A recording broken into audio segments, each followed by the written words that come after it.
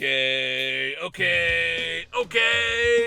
It is 1:59 in the AM, and oh my god, it's so late that it's early, but it's the perfect time for hashtag my instant reaction to Gran Turismo. Hey everybody, Dragon Movie Guy here, and by the way, there will be spoilers coming, so if you don't want to see any spoilers, then what are you tuning into this video for? Anyway, Gran Turismo stars David Harbour, Orlando Bloom, and Archie Madekwe as Jann Mardenborough. This is a biopic about racing. A guy who played racing video games and became a real-life race car driver. How much of this stuff is actually real and actually happened? I think it's one of those inspired by. Most of this stuff feels, I don't really believe most of this stuff actually happened, other than Jann Mardenborough actually does exist and he actually is a race car driver now and actually did play video games. But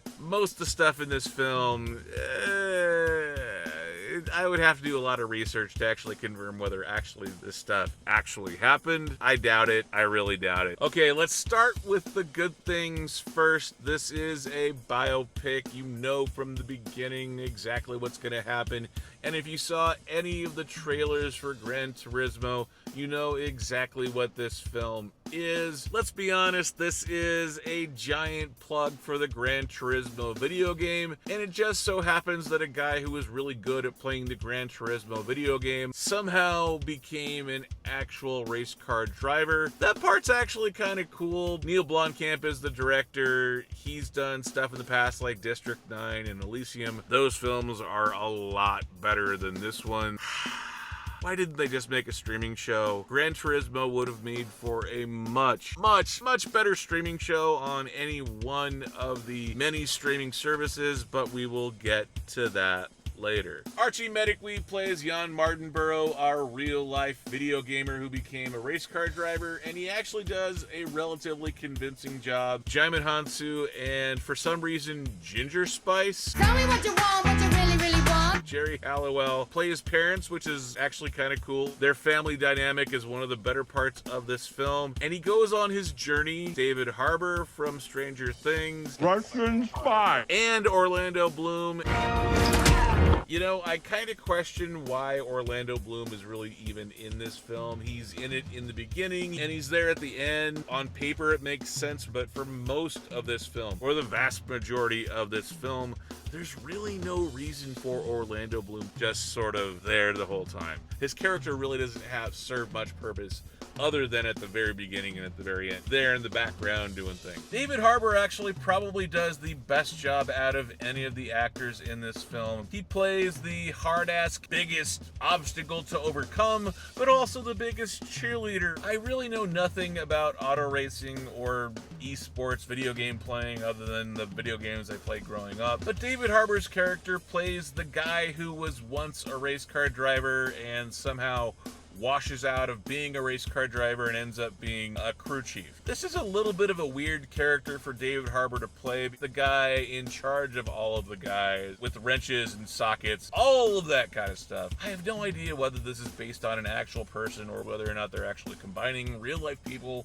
into a fictional character. I haven't done the research. You know, it's a bit of a mixed bag though. Let's be honest, he's basically playing Robert Duvall from Days of Thunder, just without the southern accent and without much of the charm. And when I say Days of Thunder, this really is a Days of Thunder wannabe, just more whatever the term is for the Gran Turismo type of racing, but over in Europe. The studio is trying to promote Gran Turismo as Rocky on a racetrack, but it's not. It's not at all. You can argue that there's a lot of influence from a lot of other 80s and 90s sports biopics, but it really is Days of Thunder, and Days of Thunder did it so much better 30 years ago. I cannot stress that enough. This is a Days of Thunder wannabe film, but all of the things that Days of Thunder did correctly, they don't do in this film, and I'm really confused as to why. Even something as simple as a montage, a training montage. You see them in every Rocky film. They're a great way of compressing time and having less screen time and making the movie flow better so that you can have more character moments later on. Unfortunately, because they want to include everything from this story, it ends up being 2 hours and 15 minutes long, and it really shouldn't be. It should be either a 3-hour character biopic, or it should be an hour and 30 minutes. Instead, we get this 2 hour and 15 minute, I don't know what it is, should be a 5 or 6 episode streaming series. That way you can include his childhood, a racing fan, high school girlfriend, his disapproving father. You can include all of that in episode 1. Episode 2 can be the whole contest. Is he going to win? Episode 3, the training sessions. You see where I'm going here. Then finally, episode 6, the 24 hours of Le Mans. You see it coming from a mile away. Streaming series, it would have allowed going into minutia detail. It would make a lot more sense. It would allow Jann Mardenborough's story to be told more fully, more fleshed out. It would make more sense. Unfortunately, that's not what we get. It's a mess of tropes and bad editing. Oh my god, the editing. And I don't want to blame the editors because this is just as much a directing fiasco as it is an editing fiasco, but it's the director's direction. The pacing in this film is so awful. It takes away from the flow of the film, from the storytelling of the film, from telling Jann Mardenborough's story. Because we try to include everything in the story, you end up getting nothing of the overarching story. In other words, when you're racing around a track, you got to have a through line. You got to see where the story has been and where it's going to go to. You have to see a through line on the racetrack, and unfortunately, you don't see a through line in this film. I don't know how you can take a filmmaker as talented as the guy who directed District 9, who can't envision a through line for a car racing film when we've seen lots of car racing films before. For the love of all things holy, be sure to use a montage. Montage! Montage! Montage! I feel better now, but that's still 2 hours and 15 minutes of my life that I will not get back. The CGI, the racing scenes are actually pretty good, and the CGI, for once, I'm not going to complain about the CGI in this film.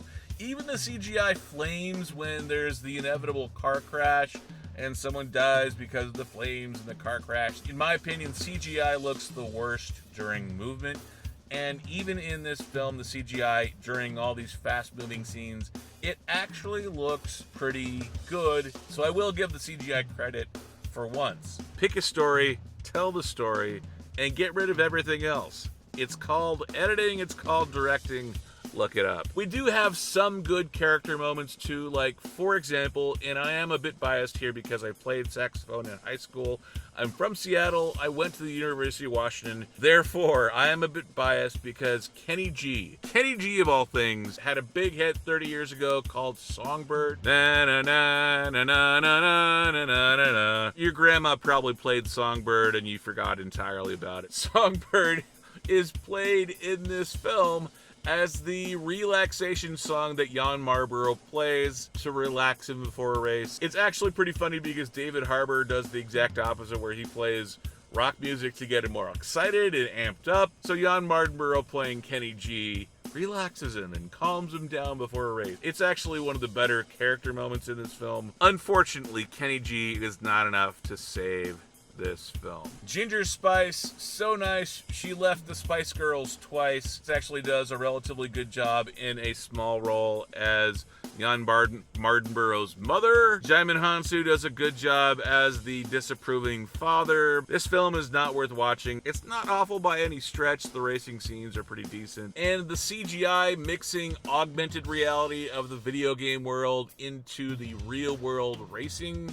all of that melding it together is actually pretty well done. But overall, I would say skip to my loo, skip Gran Turismo. Sadly, it's a lot of fun to play, but it's not worth watching even in the slightest. Skip it. 2 stars out of 5. But what did you guys think? Let me know down in the comments section. Did you like Gran Turismo? And was this a phenomenal movie? Am I missing something? Am I just overcomplicating things and being too much of a hard ass?